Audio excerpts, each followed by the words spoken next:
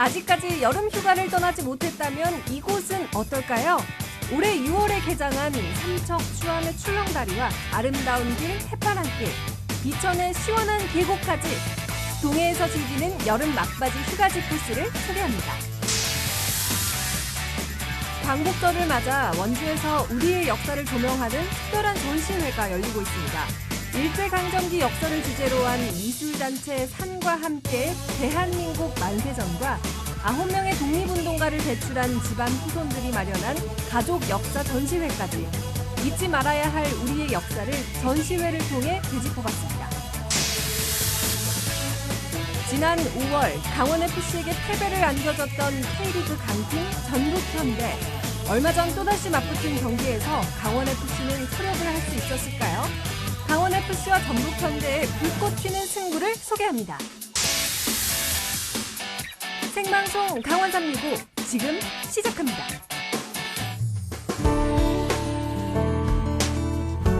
안녕하세요. 8월 14일 수요일 생방송 강원365 김영석입니다. 안녕하세요. 박명수입니다. 용석 씨 혹시 네. 오늘 무슨 날인지 알고 계신가요? 알고 있습니다. 오늘 광복절 하루 전인데 일본군 위안부 피해자 기림의 날입니다. 작년에 처음으로 국가기념일로 지정이 됐어요. 맞습니다. 1991년 8월 14일은 일본군 위안부 피해자인 고 김학순 할머니께서 위안부 피해 사실을 최초로 공개 증언한 날이었는데요. 김학순 할머니의 증언 이후에 전국의 생존자들이 잇따라서 피해 사실을 알렸고요.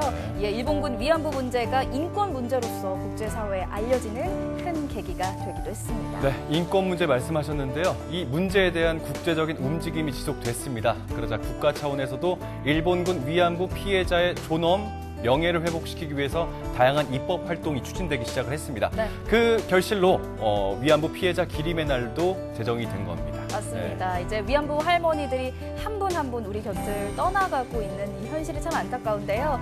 이분들의 아픈 상처를 기억하는 하루가 됐으면 좋겠습니다.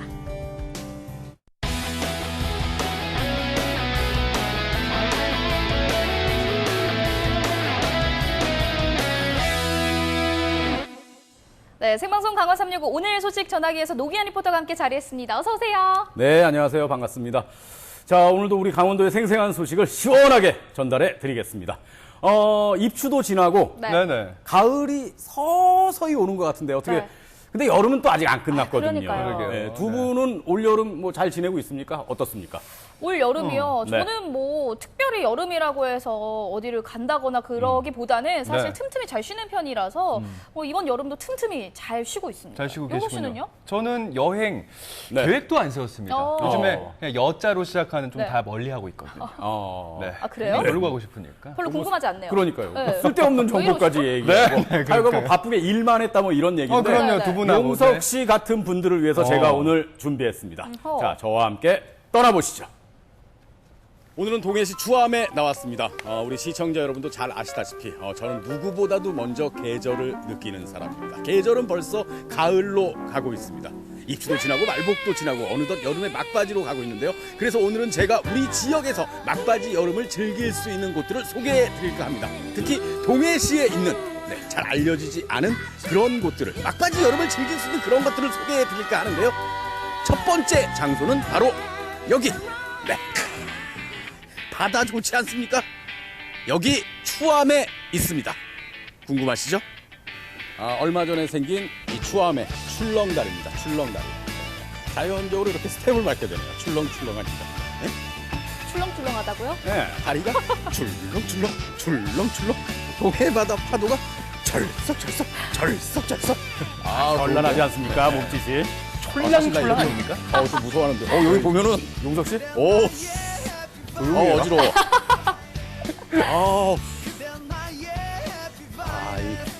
추암 앞바다 한눈에 보이고, 저기 보이시죠? 촛대바위. 네.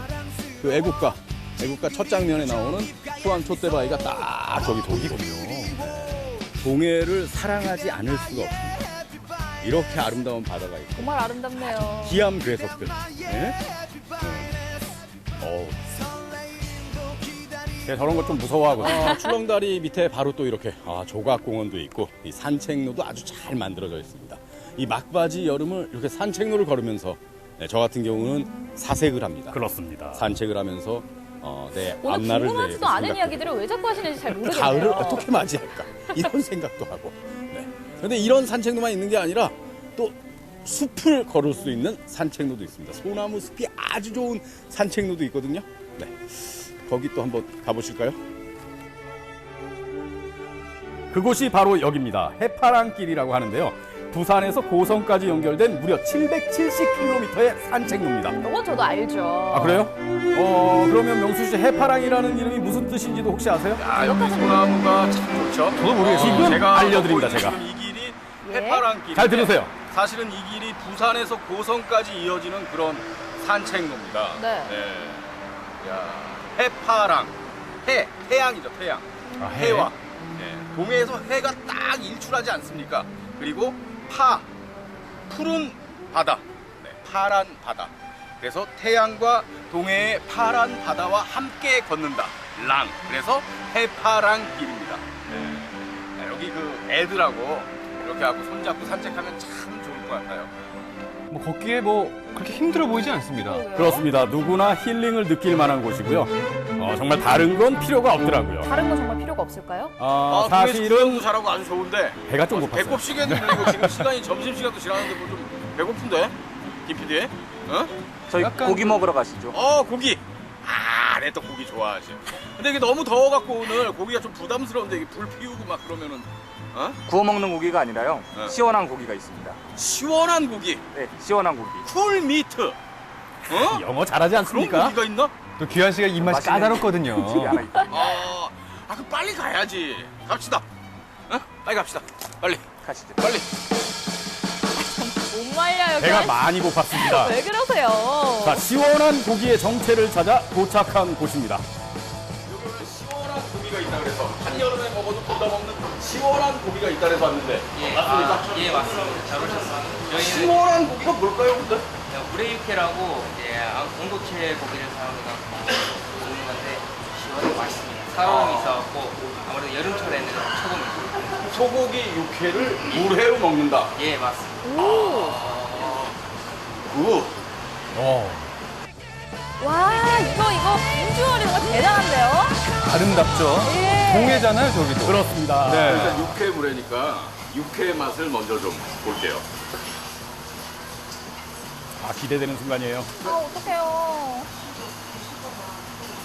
와. 내가 먹어본 육회 중에서 정말 맛있어요. 눈이 커지는 맛이에요. 일단 입에 넣는 순간 와. 눈이 커지는 맛. 이게 이렇게 소변이 이렇게 있네요. 이게 좀 진짜네요. 네. 진짜 시원하고 맛있습니다. 웃음을 부르는 맛이죠. 저기 다 들어가네요. 어머. 또 먹고 싶네요. 또 먹고 싶어. 자, 잘 먹고요. 여름 여행에 물을 빼놓을 수가 없죠. 근처 계곡으로 향했습니다. 이곳 역시 우리 동네표 계곡입니다. 시원하다. 이야, 이거 좋네. 한적하고. 동네마다 다 이런 남들이 잘 모르는, 외지 사람들은 잘 모르는 우리 동네에 사는 사람만 아는 그런 계곡이 있습니다. 시원한 명소들이 있거든요. 동해는 여기입니다. 여기 동해시 비천동에 있는 계곡인데, 이거 한적하고, 딱 좋네요. 산그늘도 좋고, 그래서 좀 밥도 먹었는데, 낮잠 한숨 자고 가야겠네요.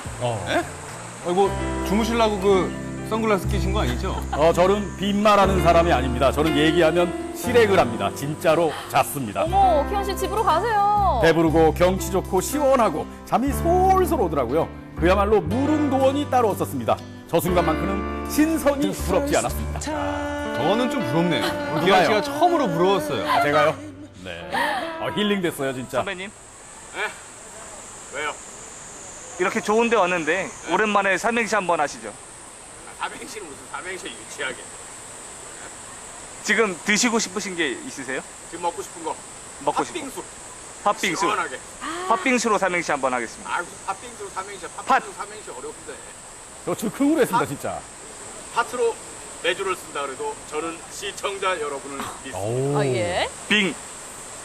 빙초산으로 팥빙수를 만든다고 해도 저는 여러분을 믿습니다. 누구 다치게 할 수 있나요?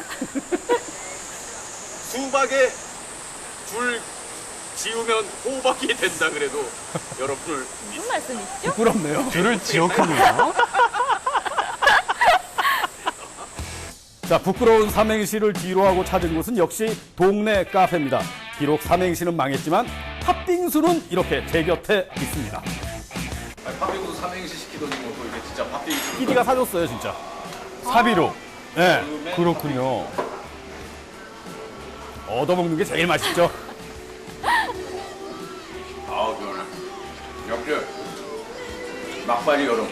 그러니까 우리 동네 카페에 있는 분들이 이 팥빙수 또 이 막바지 여름 휴가를 즐기는 그런 방송 아니겠습니까? 네. 맛있네. 혼자 다 드실 거예요? 한 개. 1인 한 개씩. 한 사람 앞에. 알겠어. 왜 이래 촌스럽게. 아, 진짜 숟가락 하나 있잖아요. 네. 그래도 뭐 1인 1팥빙수 네. 질리긴 하죠. 그렇습니다. 아, 우리 용석 씨가 역시 배운 사람이에요. 그럼요. 예. 지금 잘 통하시네요. 아, 그렇습니다. 이렇게 시원한 팥빙수로 막바지 여름 여행을 마무리했습니다. 자, 오늘 하루 거창하지는 않았지만 소확행. 작지만 확실한 행복이라고 하잖아요. 말 그대로 소확행을 즐긴 하루였습니다. 여러분도 어디 멀리 떠나지 않더라도 충분히 힐링을 할 수 있고 또 쉬어갈 수 있는 곳들이 가까이에 많이 있으니까요. 아직 남아있는 여름의 끝자락을 신나게 즐겨보는 것도 좋을 것 같습니다. 지나가는 여름 다 잘 보내시고 조만간 다가올 가을도 반갑게 맞이했으면 좋겠습니다. 사실 뭐 꼭 멀리 가야 한다거나 뭔가를 해야만 그런 여행은 아니잖아요. 그렇습니다. 네. 아니 뭐 팥빙수 한 그릇에 아주 행복해하는 제 모습 보셨잖아요. 아직도 그러니까요. 행복해 하시네요. 그렇습니다. 네. 정말 맛있었어요. 아, 저도 그래서 기한 씨한테 좀 감사한 게 네. 저렇게 소소한 것들 있지 않습니까? 그냥 뭐 낮잠 푹 주무시거나 뭐 팥빙수 한 그릇 이것만으로도 최고의 여행이 될 수 있다는 거. 네. 저도 오늘 제대로 깨닫네요. 지금 얘기한 거는 약간 저 사람은 상당히 단순하고 별로 생각이 없는 사람이다 이런 식으로 입을 들리는데요. 벌리고 주무시더라고요. 오. 미안합니다. 안에 꽉 차 있어서 또 그렇게 발산된 어찌됐건 거겠죠. 네. 자, 우리 예, 시청자 여러분도 이 계절이 다 가기 전에 막바지 여름을 뭐 근처에서 작고 소소하지만 또 확실하게 행복을 느낄 수 있는 곳들이 있으니까요. 네, 그렇게 이 여름의 막바지를 즐기셨으면 좋겠습니다. 네, 그럼 다음 소식 만나보도록 하겠습니다. 네. 올해는요, 정말 뜻깊은 해가 아닐 수가 없습니다. 3.1운동 100주년 기념이자 그렇죠. 대한민국 임시정부 수립 100주년이 되는 해인데요. 그래서인지 몰라도 올해 74주년 광복절이 더 특별하게 다가오는 것 같습니다. 맞습니다. 네, 맞아요. 그렇습니다. 게다가 요즘에는 일본의 그 경제 도발 때문에 한일 간의 갈등이 큰 상황이잖아요. 시민들이 자발적으로 많은 캠페인들을 진행하고 있습니다. 뭐 일본 제품 불매 운동, 보이콧 운동 뭐 이런 것들을 많이 하고 있는데 네, 네. 문화계에서도 이런 움직임이 활발하게 벌어지고 있습니다. 네, 맞습니다. 그 네. 강원도를 대표하는 미술인들한테 그 움직임이 비롯되고 있는데 일본의 행동을 규탄하는 미술 전시회를 열고 있습니다. 그래서 많은 분들한테 뜨거운 관심을 받고 있는데 이 소식과 함께 다양한 원주의 광복절 소식까지 함께 만나보시죠.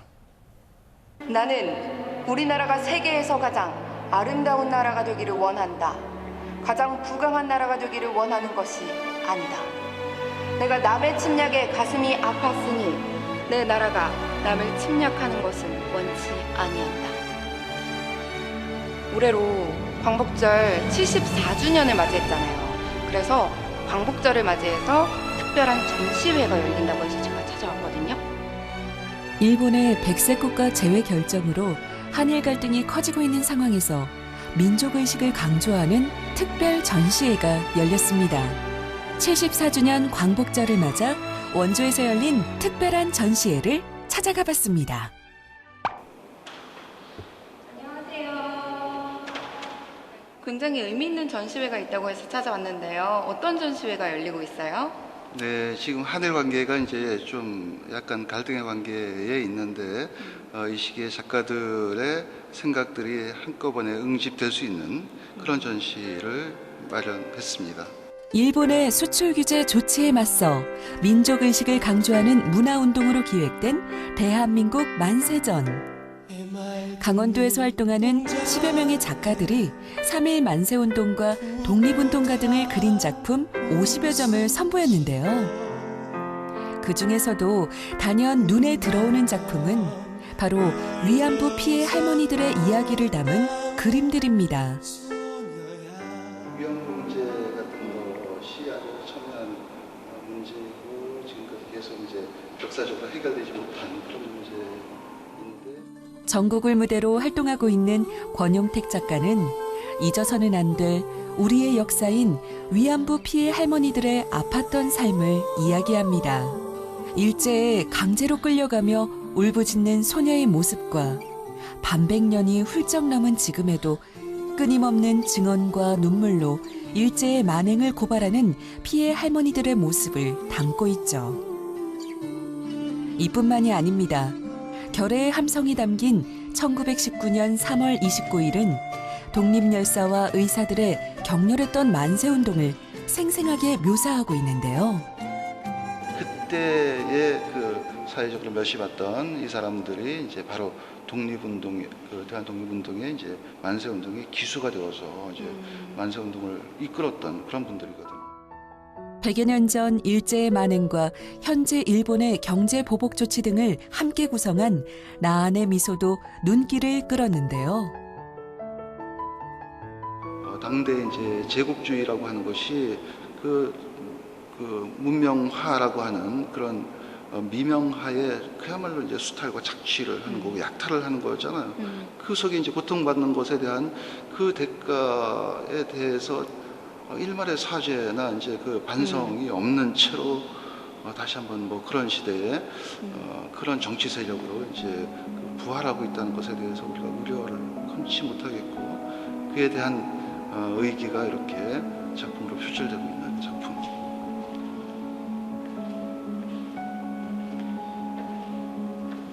그럼 몇 분의 작가님들이 함께 참여하고 계신 거예요? 그 아주 강원도에서뿐만 아니고 전국적으로 유명한 이제 10분의 작가들, 아주 정리화된 10분의 작가들이 아주 대작들을 들고 나온 작품전입니다.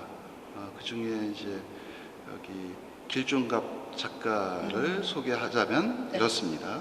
예. 그러면 이 작품 중에 저한테 소개해 주시고 싶은 작품이 바로 이 작품. 네, 그렇다. 한번 만나볼게요. 알겠습니다. 작가님 어디 계세요? 대한민국 만세전의 대표 작가 길종갑 화가입니다. 작품에 대해서 소개 좀 부탁드릴게요. 제 작품은 이 어떤 한 컷의 어떤 느낌보다는 이게 좀 전체적인 이 설명 형식으로 그림을 작업을 하는 거예요. 예, 지금 그림을 좀 보시면 알겠지만 요 아래 풍경에는 배 모양이나 이런 거는 옛날에 임진왜란 아주 초기의 침략기 네. 예, 그런 모습부터 지금 근래 지금 일본에서 우리한테 계속 어떤 행해지는 행위들이 있잖아요. 그런 네. 거를 제가 이렇게 좀 악몽이라는 이제 꿈을 그 제목 하에서 작업을 한 거예요. 캔버스 3개를 이어 거대한 화면에 가득 담아낸 것은 오늘날 우리가 맞닥뜨려야 하는 현실. 과거에 대한 반성과 사죄는커녕 지금도 끝없이 행해지고 있는 일본의 욕망을 풍자한 작품입니다. 특이한 점이 하늘에서 물고기가 떨어지고 있네요. 국민들이 먹는 뭐 식량 문제 이런 거에서도 우리 얼마 전에 방사능 문제 이런 게 있었잖아요. 일본의 어떤 재앙으로 인해서 예, 그런 행포도 이번 그림 안에 제가 이렇게 풍자로 해서 길종갑 작가는 과거에 대한 사죄 없이 사회 전방위적으로 끊임없는 침략을 서슴지 않는 일본의 행위를 작품을 통해 규탄하고 있습니다. 그림이 모든 것을 담아낼 수가 있잖아요. 시공을 초월해서 예, 우리의 역사라든가 아픈 역사를 뭐 임진왜란 때에서부터 지금까지 또 한일의 이런 갈등의 역사 모든 것들을 다 담길 수 있는 그런 공간이어서 그 공간에 풀어낸 작가의 모든 생각이 이제 이 넓은 화면에 펼쳐지고 있는 거죠. 기생의 신분으로 만세운동에 앞장섰던 안성 기생 변매화를 그린 작품도 눈에 띄는데요. 그런데 그냥 보기에도 일반 그림과는 확연히 다른 그림 기법. 머리카락을 이용한 그림이라는데요. 머리카락 가지고 작업하는 게 물감 찍어서 작업하는 게 한 3배 정도는 힘들다고 해요. 그만큼 이제 힘든 작업이고 모양을 만들어내야 되고 이제 접착제 가지고 붙여야 되는 그런 작업임에도 불구하고 이렇게 작업을 해내고 있습니다. 이렇듯 역사의 현장이나 인물들은 작가의 감성과 만나 다양한 기법의 작품으로 완성되었는데요. 정말 문화예술이라는 게 얼마나 무궁무진한지 이번 기회에 다시 한번 깨닫게 되는 것 같아요. 그렇다면 이번 전시회를 통해서 사람들에게 전달하고자 하는 메시지가 있다면 어떤 게 될까요? 네, 김구 선생님께서도 말씀하셨지만 우리의 진정한 독립을 원하셨고 그게 이제 문화의 힘이었다라고 그렇게 이제 말씀하셨는데 우리 충분한 역량을 가지고 있고 얼마든지 극복할 수 있는 힘을 가지고 있는 그런 민족이라고 생각합니다. 대한민국의 아픈 역사를 되돌아보고 또 광복절의 참 의미를 알아봤습니다. 그렇다면 제가 여기서 한번 외쳐보겠습니다. 대한독립 만세! 만세! 만세! 다음으로 찾아간 곳은 원주 흥엄면의 한 가족 역사 전시관. 네, 여기 전시회가 열리고 있다고 해서 왔는데 네. 어떤 전시예요? 네, 저희 외할머니가 애국지사 노순경이거든요. 그래서 그 노순경 분의 그 일생과 가족 관계 그리고 가족이 함께 독립운동했던 가족사 이런 것을 전시하게 됐습니다. 3.1 만세운동에 앞장섰다 옥고를 치른 노순경 여사. 그리고 상해 임시정부에서 국무총리를 지낸 그녀의 부친 노백린 장군. 일제의 군대 해산에 한거에 자결한 시아버지 박승환 한말 육군 참령 등 애국지사 9명의 업적을 기린 가족의 상설 전시회인데요. 노순경 독립운동가 어떻게 기억하고 계시니 장모님을 궁금해서 제가 여쭈러 왔어요. 우리 장모님이 말을 안 하세요. 말 아주 딸한테도 자기가 고문당하고 이런 거 몰라요. 그렇기 때문에 우리는 그냥 그런 줄만 알고 지냈는데 지내고 나서 얘기를 들어보니까 이제 또 다른 분한테 얘기를 들어보니까 그렇게 참 아주 의지가 퍽 굳은 분이고 그때에 학교를 다니는 것도 어려웠답니다.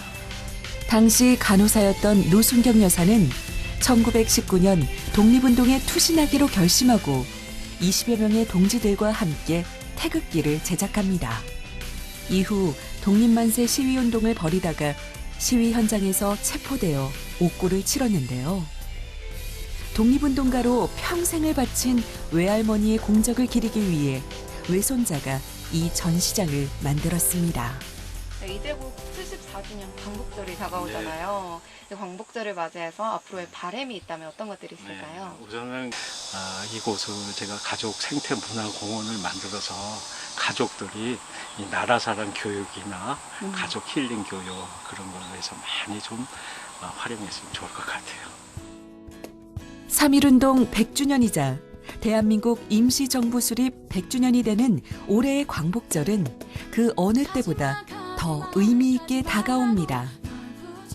더욱이 일본의 수출 규제 조치로 인한 한일 간의 갈등이 큰 지금 오늘의 평화를 있게 해준 순국 선열의 뜻을 기리며 1945년 8월 15일 그날의 의미를 기억하겠습니다. 74주년 광복절을 맞이해서 전시회를 다녀왔는데요. 독립을 위해서 모든 것을 바쳤던 순국 선열들, 그들이 있었기에 오늘의 대한민국이 존재합니다. 아픈 역사지만 영원히 기억해야 할 것입니다. 원주에서 열린 두 곳의 전시를 통해서 광복절의 의미를 다시 한번 되새겨보는 시간이었습니다. 사실 조금 부끄러운 말이기는 한데요. 이번 전시회를 통해서 좀 몰랐던 숨은 열사들을 많이 알게 된 것 같거든요. 기환 씨는 어떠셨어요? 저도 그렇습니다. 특히나 그 머리카락을 이용해서 만든 작품이었죠. 네. 그 변매화 열사도 처음 알게 됐고 그리고 또 노순경 열사를 비롯한 가족 순국 선열들도 알게 돼서 아주 뜻깊은 그런 시간이었습니다. 기환 씨의 눈시울이 좀 붉어지신 것 같아요. 울지 마세요. 가슴이 뜨거우신가 봐요. 네. 가슴이 뜨거워졌습니다. 네. 자, 이분들이 정말로 진정한 대한민국 영웅들 중에 한 분이 아닌가 싶습니다. 이분들의 그 뜻과 그 감사함을 꼭 가슴에 새겨서 열심히 살아야겠습니다.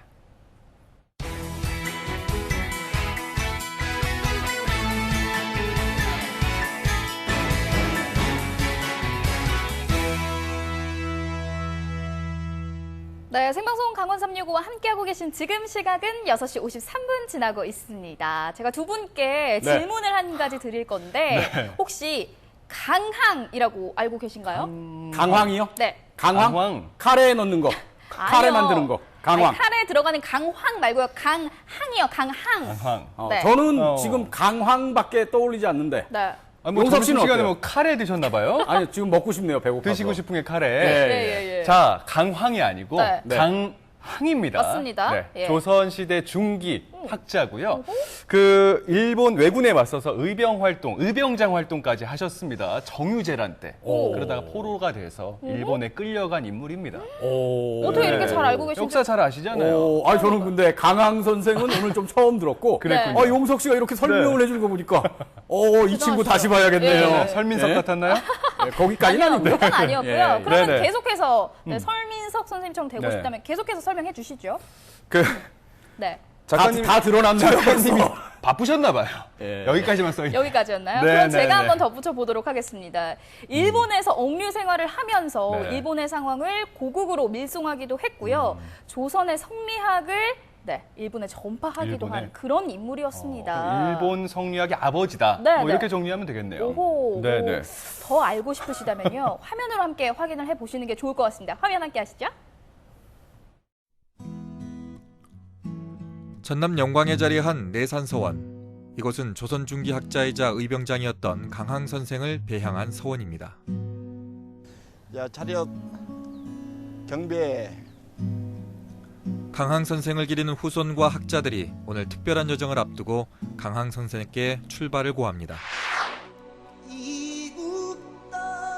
TV 드라마로 소개된 간양록을 기억하시나요? 정유재란 당시 일본의 포로로 끌려가 직접 보고 들은 일본의 정보를 기록하고 전란에 대비해야 함을 언급한 충절의 기록서. 간양록의 저자가 바로 순강항. 특히 일본의 성리학을 전파한 유학자로 추앙받고 있는 그가 일본에 남긴 발자취를 따라가 봅니다.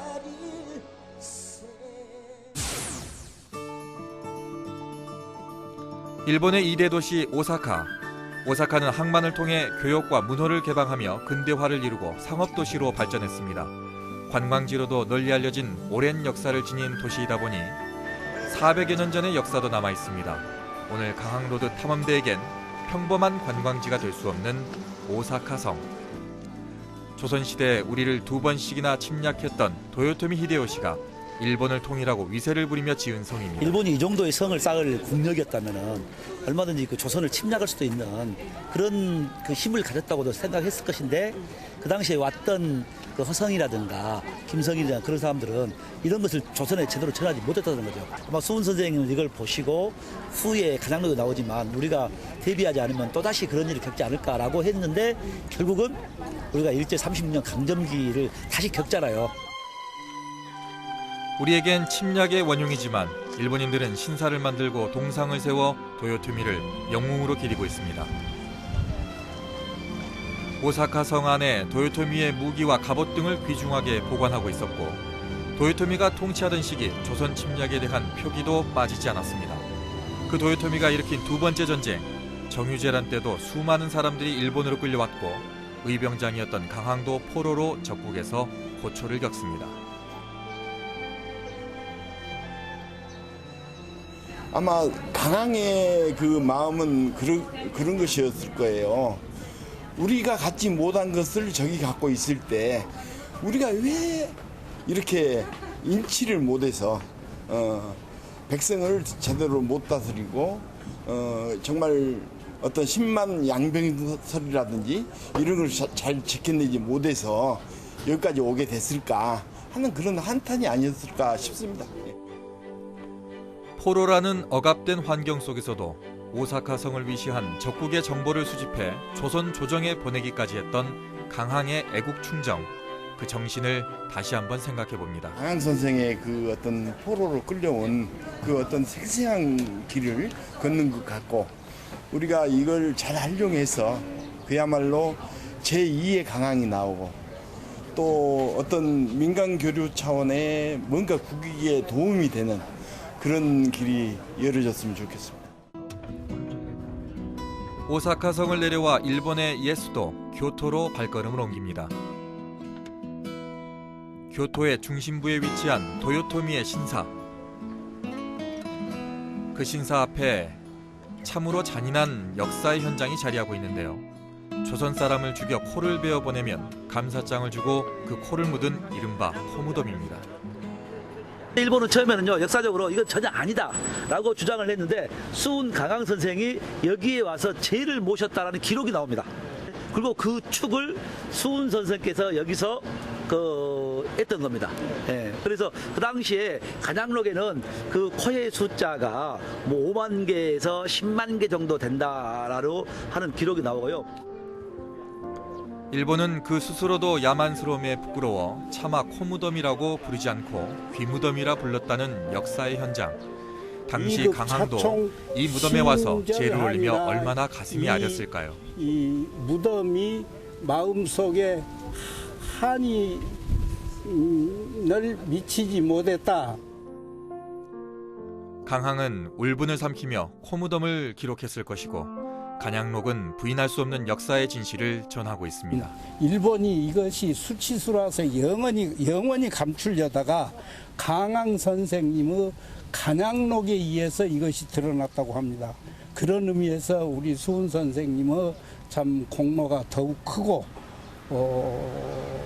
일본이 참 아무리 이 진실을 감추려 해도 감출 수 없는 것이 진실이 아닌가 다시 한번 느껴봅니다. 정유재란 때 강항이 포로로 끌려온 오즈시. 이 도시엔 그를 기리는 현창비가 있습니다.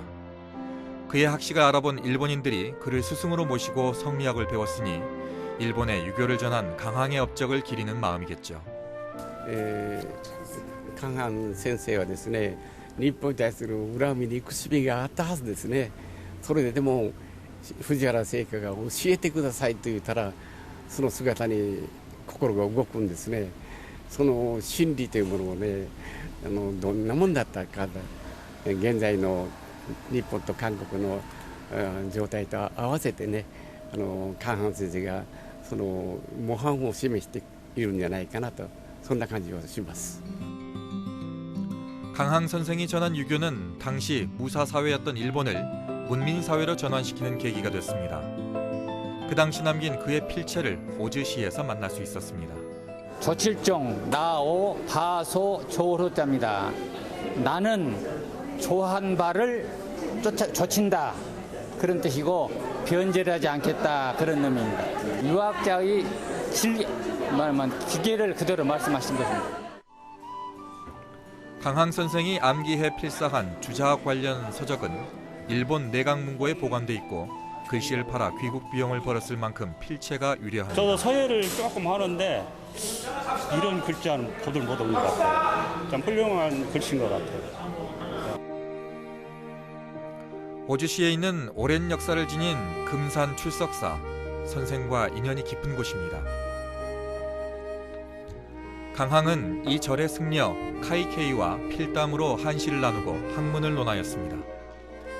깊은 학식의 예우를 받던 강항은 출석사의 승려들을 통해 얻은 지리며 관제가 기록된 문헌들을 필사해 조선으로 보내기도 했습니다. 여기에 있었던 카이케이 호닝이라고 하는 그 승려 때문에 오늘날의 수훈 선생이 계셨고 또 우리가 여기까지 오는 계기가 됐습니다.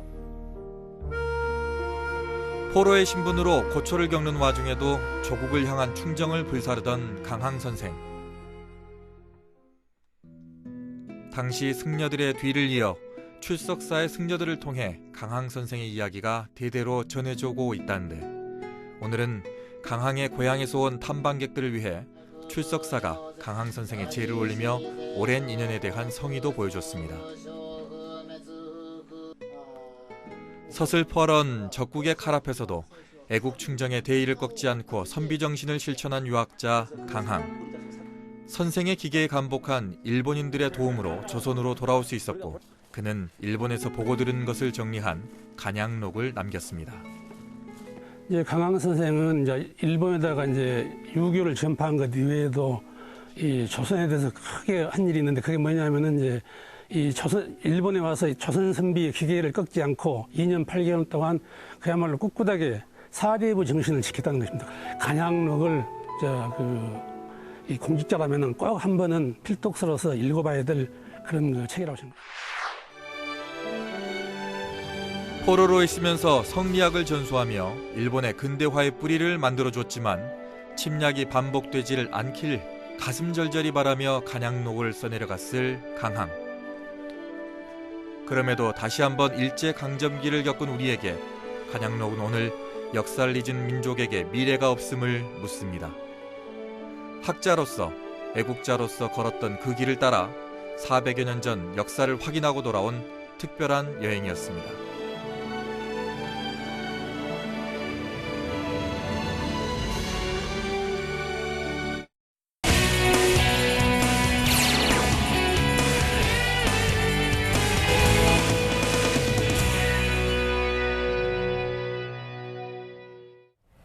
요즘 춘천은 축구 열풍으로 아주 뜨겁습니다. 어제 K리그의 명물이었죠. 공룡자와 이 춘천의 뽐내TV 크리에이터들이 함께 경기를 보러 가는 모습까지 만나봤었는데요. 맞아. 오늘 그 뒷이야기를 만나보도록 하겠습니다. 네, 강원FC하고 전북 현대 네. 그 경기 결과를 발표하기 직전에 딱 잘랐어요. 딱 끊었잖아요. 많은 분들이 참 궁금하시다고. 네. 항의 전화를 좀 하시지 않았을까 싶네요.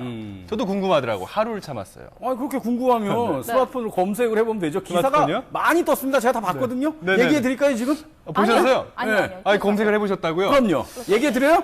아니요. 네? 아니요. 좀 궁금하시면. 그 입 다물라고 좀 전해주십시오. 농담이고요. 자, 실감나게 네. 저희는 방송으로 함께 하시죠. 네. 긴장과 안도, 환호와 실망이 교차하는 현장. 춘천의 뽐내TV와 공룡자 포테이토사우루스, 그리고 나르샤 서포터즈까지 모두가 하나 돼 외쳤습니다. 뭐라고 외쳤냐고요?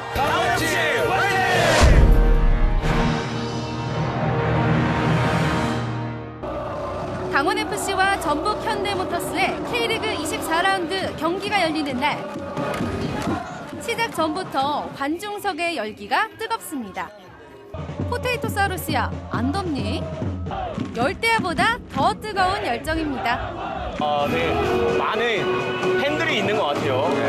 전북 팬들 오늘 춘천에 오신 거 너무 환영하고, 하지만 오늘 경기는 저희가 가져가겠습니다. 네. 강원FC의 순위 상승과 함께 시즌 유니폼도 매진, 가변석도 매진.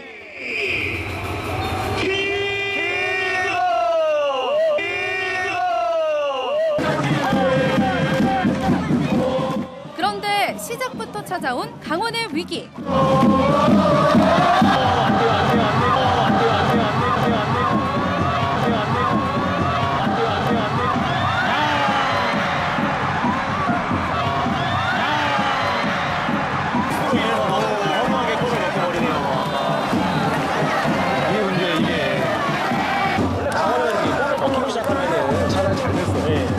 첫 실점에 오히려 더 불타오르는 팬들. 두 번 방심은 없다. 그래도 전북의 창은 날카롭습니다.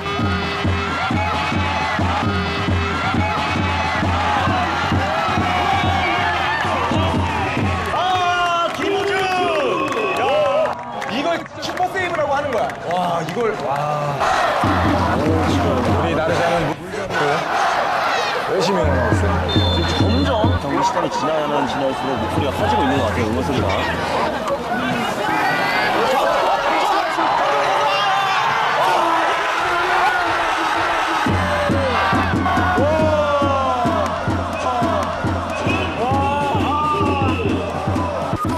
불꽃 튀는 그라운드만큼 관중석에서도 팽팽한 양팀의 응원 공방전. 이영재 턴 좋아요.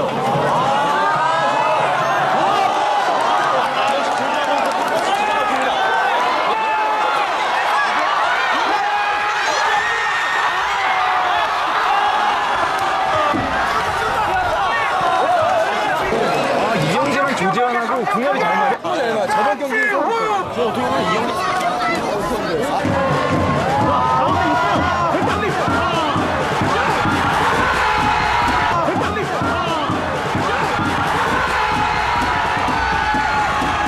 춘천의 강원의 축구. 경기 초반의 실점을 만회하는 정조국 선수의 골에 순식간에 오렌지 물결이 일어납니다. 역시 오늘은 달라요.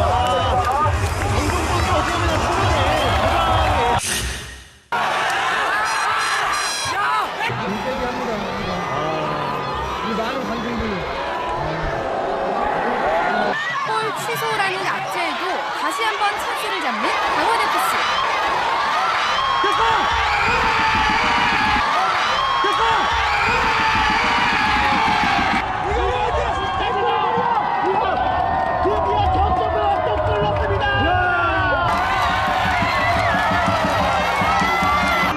어쨌든 받고 그게 파울이 아니라고 생각을 했으면 VAR 보지 말아야지. 그렇죠. 근데 무조건 어떻게 보면 심판들은 지금 VAR에만 지금 의존을 하고 있단 말이에요.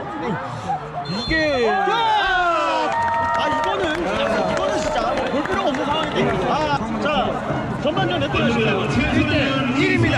오늘 보니까 우리 뭐 이영재, 유재환, 이현식, 나가도 정종욱까지 공격력이 좋아. 그래서 후반 정말 다득점도 기대해볼 수 있을 것 같아요. 포테이토 사우루스, 구름과자 일발 장전하시지 말입니다. 우승 후보로 손꼽히는 강적, 전북 현대. 하지만 무섭게 치고 올라오는 강원FC에겐 더 이상 두려운 상대가 아닙니다. 오히려 폼네TV에겐 더 무서운 적이 있었죠. 오, 벌레를 잡았어요. 벌레 잡았어요. 여기 목에 뭐가 있어서. 깜짝 놀랐. 원래 여기가 벌레 같은 오늘 많네요, 오늘. 슛해도 돼요.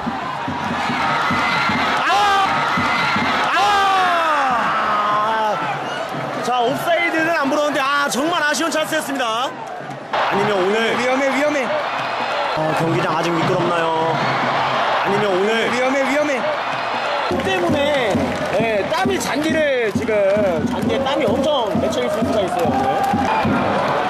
뭐야? 뭔가요? VAR을 해? 지금 PK VAR하는 건가요? 심판 돌아옵니다. 자, 과연 어떤 판정을 내릴 것인가? PK라니까 왜? 뭐가 파울인 거야 대체? 이게 도대체 왜 PK인지 모르겠는데 따로 나온다. 하이라이트를 좀 볼게요. 강원에게 불리하게 느껴졌던 비디오 판독. 강원 팬분들 많이 화났어요.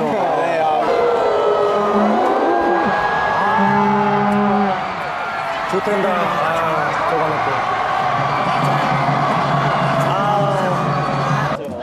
벌레도 공룡도 열불 나는 상황입니다. 자, 이제 10분 남았습니다. 이대로 질 경기가 아닙니다, 오늘 진짜. 자, 오늘 공식 관중수 몇 명인가요? 4,471명 많이 왔어. 원래 저희가 두 배. 가끔 올 때마다 2,000명. 그러니까 저번 포항전 때 2,012명이었는데 2배가 넘게 늘었습니다. 자, 브라질 선수. 브라질 슛! 브라질 슛!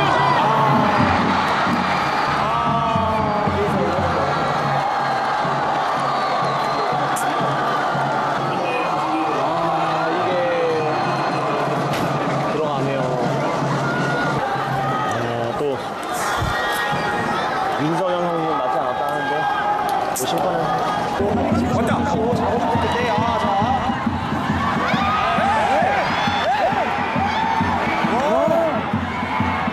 야, 뭐 못할 거 있냐? 4대 0에서도 한번 했으니까. 그럼요. 아직 추가 시간 지금 VAR까지 하면은 한 10분 넘게 남았습니다.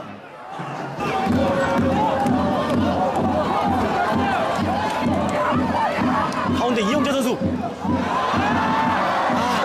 조지환! 가운데 이영재 선수. 조지환!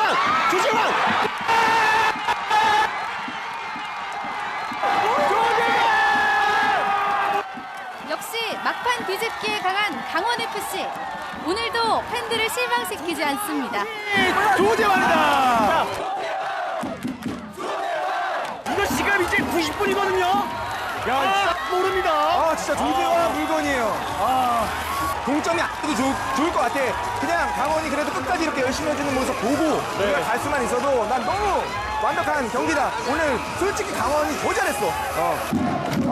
여기서 이제 포항전 그대는 거 아니고? 자, 나르샤가 마지막까지 힘을 많이 줬으면 좋겠습니다.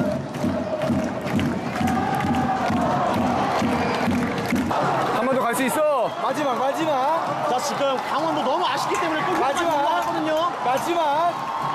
자, 오늘 이영재 선수의 왼발 한번 믿어보겠습니다.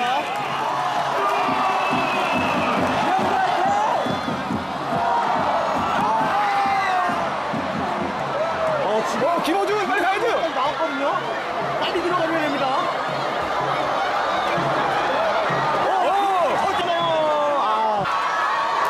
됐어요. 자, 신광훈 선수 올리기 위해서 최대한 가까이 갑니다.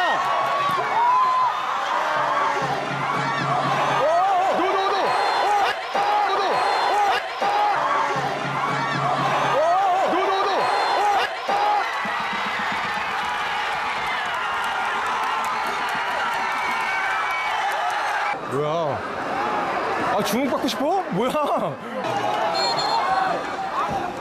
좋아! 됐습니다! 3대1입니다, 이게. 팬들이 열광을 했으면 좋겠습니다. 제발. 그런 결과가 나오길 바래요. 자, 마음 편하게 찼으면 좋겠습니다. 마음 편하게. 숨지기는 좀 있습니다. 숨지기도. 자, 숨지기도. 자, 숨지기도. 드라마 같은 3대3 동점골! 강원FC는 기적이 일상이 됐습니다. 뽕네임이다, 뽕네임! 이게 어떻게 진짜 이런 극작기가 또 나올 수가 있나요? 좋습니다, 진짜. 극적으로 이거를 강원 선수들이 3대3을 만들어줍니다. 뽕네임입니다. 오늘 스코어 몇 대면? 3대3. 과연 역전FC, 마약 촉구라 불리는 2019년 화제의 중심 강원FC. 승승장구하는 짜릿함에 강원 도민들의 응원 열기도 나날이 뜨거워집니다. 우승 후보를 상대로 최고의 경기를 보여준 선수들. 강원FC는 이제 언더독이 아니라 합독입니다. 저희도 얘기했거든요. 공룡이나 부패인데 혹시나 이거 공룡을 오셨는데 오늘 지면 어떡하나 이랬는데 내 핑계를 달라 했죠. 혹시라도 지면은. 너무 팬이 깨졌으니까. 그 핑계를 달라고 했는데 이영재 선수가 눈치 없게 동점을 만들어 버리네. 이거 어떡합니까? 더 이상 또 부패를 어쩔 수 없이 이용하게 되는데. 끝나고 태백 내려가면은 밤 12시가 넘을 텐데. 넘죠, 예. 오늘 같은 날은 가면서 졸립지는 않으시겠어요? 아니요, 절대 안 졸리고 오늘 같은 날은 집에 빨리 가서 빨리 다시 보기 리플레이. 저 솔직히 아까 꼴찌도 되고 페널티킥 그거 왜 그런지 아예 몰라요 그냥. 그냥 전광판에 VAR 취소 뭐 그런 것만 봐가지고 무슨 상황인지 안개도 모르는데 딱 빨리 가서 좀 상황을 좀 봐야 될 것 같아요. 예. 원래 이걸 입으면 목이 안 쉬는데 오늘은 이거를 쓰고서도 계속 소리를 질러가지고 목이 좀 쉬었네요. 예. 강원FC 화이팅! 아까 그 기환 씨가 스포일러 하려고 그랬잖아요. 경기 결과. 궁금하다 그래서. 무승부라는 거 들었으면은 네. 큰일 날 뻔했어요. 그러니까요. 정말 재밌게 봤거든요. 긴장이 팍팍 되는데 네. 미리 들었으면 좀 김 빠질 뻔했네요. 맞아요. 그렇습니다. 강원 FC 대단합니다, 진짜. 대단합니다, 진짜. 네. 자, 직관도 못 하셨고 오늘 강원 365도 놓치셨다 그러면은 뽐내 TV를 검색해서 경기를 보시는 것도 괜찮을 것 같습니다. 강원 FC 팬들을 위해 그 편의 방송, 편파 중계를 하니까 보는 재미가 아주 쏠쏠할 것 같아요. 맞아요. 정말 재밌어 그럼, 네. 보였고 네. 분명히 또 저희가 몇 달 전까지만 해도 우리 강원FC가 7위를 달리고 있습니다라고 말을 했는데 어느새 리그 4위까지 뛰어 올라왔거든요. 맞습니다. 그러니까 네. 팬들 입장에서는 사실 이거 정말 응원한 맛이 난다 이렇게 생각을 하실 것 같은데 다가오는 주말에도 역시 펼쳐진 이 홈 경기에 저희 강원 369가 함께 할 거거든요. 도민 여러분들께서도 한마음 한뜻으로 응원해 주시길 부탁드리도록 하겠습니다. 네. 네, 이렇게 해서 마지막 소식까지 모두 만나봤거든요. 네. 노기현 리포터 오늘 함께 해주셨습니다. 네. 오늘 어떠셨나요? 내일이 8월 15일 광복절입니다. 뭐 오늘 재밌는 소식도 많았지만 또 광복절과 관련된 그런 아이템도 많았는데 보게 되면서 8월 15일 광복절의 의미를 또 한번 되새기는 그런 시간이 됐습니다. 네. 네, 오늘 네. 함께 해주셔서 고맙습니다. 고맙습니다. 이어서 우리 지역 주말 그리고 휴일 행사 안내해드릴게요. 먼저 강원도 홍천으로 갑니다. 홍천 레포츠 여름축제가 홍천 가리산 레포츠파크에서 이번 주 일요일까지 열리고요. 전국 최대 해바라기 꽃밭과 각양각색의 아름다운 야생화를 만날 수 있는 태백 해바라기 축제 역시 이번 주 일요일까지 구아우 마을에서 열립니다. 춘천에서는 지구촌 비어로드 페스티벌이 열립니다. 내일부터 18일 일요일까지 춘천 의암공원 일대에서 열리고요. 강릉에서는 강릉 빙상 스포츠 페스티벌이 내일부터 일요일까지 강릉 올림픽파크에서 개최됩니다. 개촌마을 클래식 거리 축제가 광복절인 내일부터 17일 토요일까지 평창군 박림면 개촌 클래식 마을에서 열리고요. 정선에선 가리왕산 뮤직 페스티벌이 8월 16일 금요일부터 17일 토요일까지 정선 알파인 경기장에서 열립니다. 여러분들의 휴일과 주말 나들이 계획에 꼭 한 번씩 참고해 보시기 바랍니다.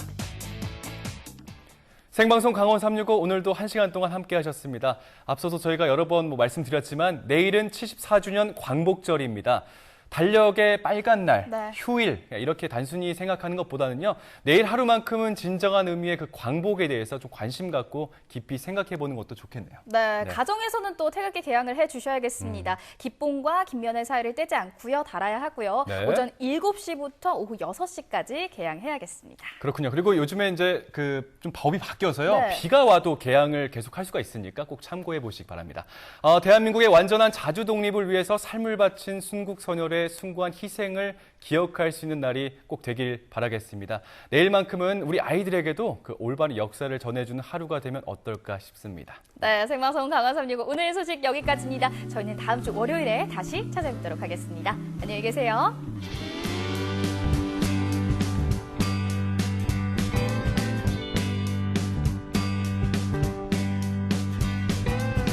환하게 빛나거라 캠퍼스 커플 눈이 부신 아침 햇살처럼